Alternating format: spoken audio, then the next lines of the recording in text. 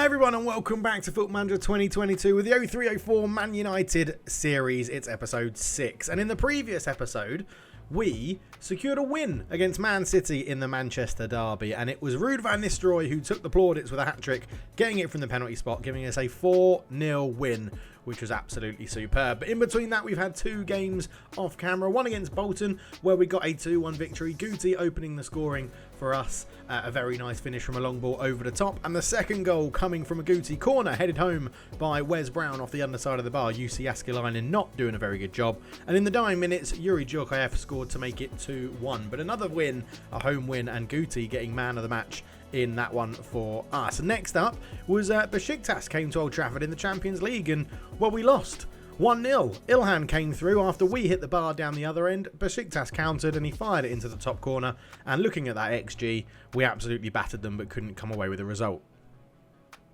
So going into some league news then around Man United and how we're getting on, we can see here that of that 2-1 Bolton win, Chelsea lost 1-0 to Newcastle, Alan Shearer getting the goal, and Liverpool were held 1-1 at Middlesbrough. So some results going in our favour with that one. We got the most consecutive wins record, which was lovely with that win over Bolton. 6 games in a row gave us that record, and we sit top of the table without losing a game. 7 wins from 8 games, 1 draw on 22 points. And as we move down the table, Blackburn, Charlton and Bolton Wanderers are rooted at the bottom. Bolton 8 losses from 8, which is pretty shocking, and obviously we inflicted one of them and then lost to Besiktas.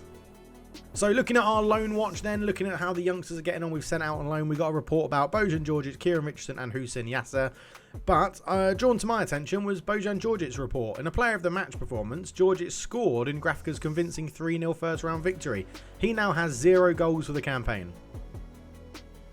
So looking into Chelsea, who sit second place, we dive into a rival report. And yeah, interestingly, they've got a very good team. They've only lost 1 game all season. But what really caught my eye is the fact that Frank Lampard is captain over John Terry. Very odd. Hernan Crespo there is their key player, performing very well with an 8.31 average rating. 12 played, 9 wins under Claudio Ranieri. Impressive. We wanted to get some England news as my inbox was getting flooded with things like 37-year-old Teddy Sheringham should be called up to the England team. What? So we went and had a look at the England team with the likes of Rooney, Alan Shearer, Michael Owen all available. Sheringham's not going to get a chance. But Danny Murphy was the surprise pick for me on the right wing. What's he doing out there? Pre-game then, we go into the fixture against Newcastle, and Willie Sagna has picked up a 3-week injury with sprained ankle ligaments. Bobby Robson was looking to go all out against Man United and was going to be prepared for the game. And Newcastle were predicted to line up in a 4-4-2 with Kieran Dyer and Lee Bowyer of fighting fame in midfield. So into the game then, and Newcastle did line up in a 4-4-2. Shearer and Baggio lining up front together. Unbelievable strike force that. We lined up in our 4-1-2-2-1 asymmetric lopsided system. Cliver getting the nod with Ruud van Nistelrooy out for a little while. We sit first, Newcastle are in 7th. It should be a pretty interesting game. As you can see, tight at the top between us and Chelsea.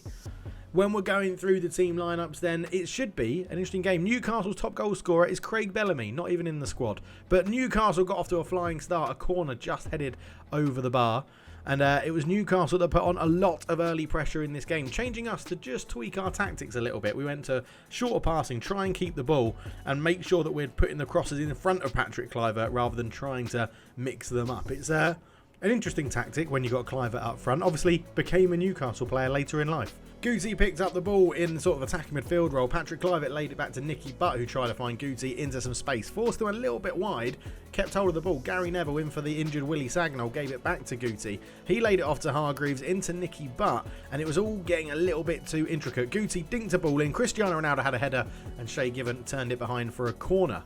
The corner was swung into the box by Guti, but didn't really come to much. It was headed away, and the resultant call was that Guti was too lazy to get back on side. Well done, mate. So it was then Newcastle's turn to launch an attack, and it was our transfer target at one point, Olivier Bernard, that started it into Hugo Viana. He put a cross in. The marking of Shearer was rubbish. John O'Shea was nowhere near him, And as Shearer went off celebrating, I realised I'd got Guti and Cristiano Ronaldo in the wrong positions. Great. It was about 10 minutes later that Newcastle made it 2-0. Roberto Baggio firing a free kick and Alan Shearer getting his second goal of the game. Another sort of cross in and finish from Shearer, showing he can still do it at his ripe old age of 36, I think he is. But you can see here the marking was left a lot to be desired. For some reason, Patrice Evra was picking up Alan Shearer. Not ideal.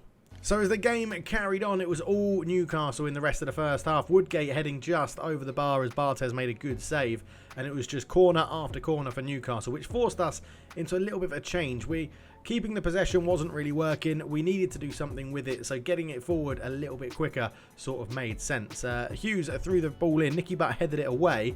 Jermaine Genius picked it up in midfield. It was Ronaldo that won the header. Hargreaves then put it through up to Guti. Guti released Giggs on the left-hand side. Giggs ran forwards with it, ran out of space pretty quickly, cut it back towards Guti. He found Nicky Butt, who thought he was Andre Pirlo, but remembered he was Nicky Butt. Newcastle came forward again with Jermaine Genius picking up a loose ball in central midfield. Hugo Viana, who was causing all sorts of trouble down that left-hand side. Into Shearer. Barthez saves this one, and that actually saw us through to half-time, where yeah, it wasn't looking very good, to be honest. You can see there Newcastle absolutely battering us in the first half in terms of XG and chances created. So we told them we were disappointed. We wanted to see a little bit of a change, and that is what we did. We went to a flat 4-4-2 to match up against Newcastle's shape, try and match what they were doing.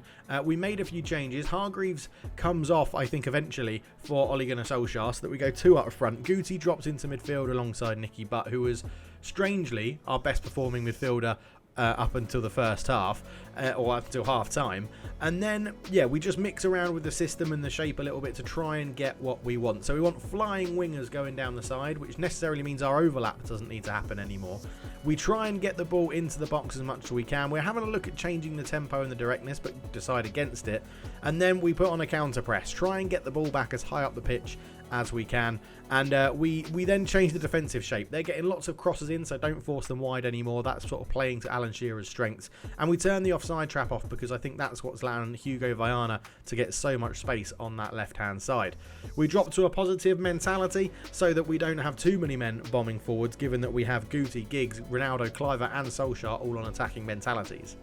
So with a whole raft of tactical changes, we head into the second half, and Newcastle bring on Norberto Solano for Kieran Dyer.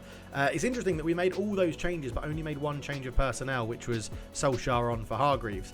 But Newcastle started the second half the strongest. Alan Shearer flicks it onto Baggio. Baggio shoots, and Barthez made a really good save, keeping that one out. The resulting corner was put in, and Shearer had a free header at the front post, but Barthez was matching that one. We then get to around the hour mark, and Patrick Kluivert has not had a very good game. Rui Costa comes on to replace him, and we go to a sort of Christmas tree formation in a 4-3-2-1. And it's not done there, actually, because as we get to the end of this sort of substitution period, we also bring off Guti for Paul Scholes as well, as we're just trying to sort out who's playing where, what's happening to get something out of this game. And we feel like the ginger magician coming on, playing as an attacking midfielder on attack, is probably the right thing to do. We up the tempo and get back into the game, and Rui Costa fires in a corner which John O'Shea just decides to head about 6 yards wide. Another corner from Rui Costa is cleared away by Aaron Hughes. He picks up the rebound and just drives into the centre of the pitch, which I love to see. Lays it off to Butt, gives it back to Costa, ball through to Solskjaer, and that's 2-1. And with 30-ish minutes to go, we're still in with a chance of this one. Nicky Butt picked up the ball in midfield, fed Scholes into Costa again, and Solskjaer was just taken out off the ball, and we'll see that again in a minute. Rui Costa's shot well saved by Shea Given. But look at this. How is that not a red card? I don't understand how that wasn't called back for a red card. Off the ball incident, absolutely disgusting, but the referee didn't do anything about it. Paul Scholes picked the ball up, had a shot deflected behind for a corner, which that came to nothing. But Lemano Luar came on for Alan Shearer, and still no sign of Craig Bellamy, Newcastle's top goal scorer. Costa puts the ball in, John O'Shea heads it over the bar. And a free kick for Newcastle went close. Baggio lining up over it, surely going to have a shot. Does have a shot, and Barthez just plucks it out of the sky. 5 minutes to go. Still 2-1 down. Ole Gunnar Solskjaer fed a ball through to Rui Costa, who was through on goal and for some reason tried to pass it to Ryan Giggs rather than chip the goalkeeper, which he's done in every other situation he's been in like that. And then a long ball forward was won by Rui Costa. Ronaldo flicked it onto Solskjaer. Solskjaer into the box, took a tumble, and the referee said nothing was happening there. Evra laid it up to Ryan Giggs, back into Paul Scholes, but our intricate passing let us down. Nicky Butt tried to keep the ball alive. Paul Scholes into Costa, into Solskjaer, out to Ronaldo, into Scholes. It's all a bit too intricate. Went in and took the ball into the box off. because it wasn't working. Newcastle came forward again. Lamanu Lualua put the ball across. Hugo Varna tried to get there, but it's headed away well defensively by Ronaldo. Rui Costa brings it down well. It's a good tackle on him though. Ronaldo picks the loose ball up. He gets to the byline, whips a cross in. Paul Scholes is beaten in the air by Jonathan Woodgate. And with 4 or 3 seconds to go in the game, the referee blows for full time, and Newcastle walk away with a 2-1 win, inflicting our first defeat of the league season. Rui Costa getting an 8.1. Don't know why he didn't shoot in front of goal. So into the post-match analysis, and you can see that the momentum chart shows that in the second half we were much better. Unfortunately, we didn't take our chances. Bobby Robson coming out saying he prefers Alan Shearer to a young Raul from Real Madrid. We lost for our first time in 8 games. After those 8 games, we were undefeated. That took the press into a frenzy. Newcastle stunned Man United was the headline for Sporting Life. Sky Sports News went with shock at St James's Park. But it wasn't all to be doom and gloom, because look at our social media. It just means we can have another long winning streak now. Very similar to the official Man United feed. And of course, after me slating Danny Murphy about being in the England squad, he went and got a hat-trick against Chelsea, just to prove me wrong. Cheers, Danny.